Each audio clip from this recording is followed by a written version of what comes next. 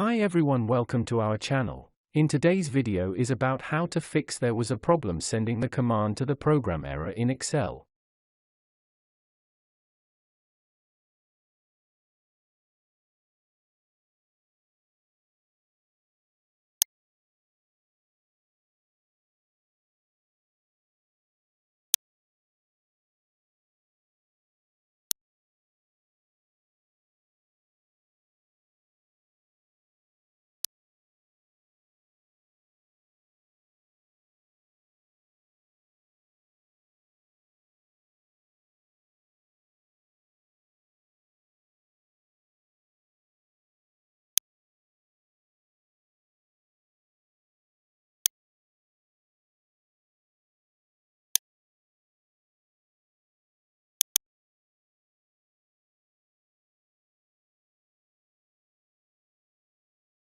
If you found this video helpful, please like and subscribe to our channel, leave comment and share it with others so they can benefit too.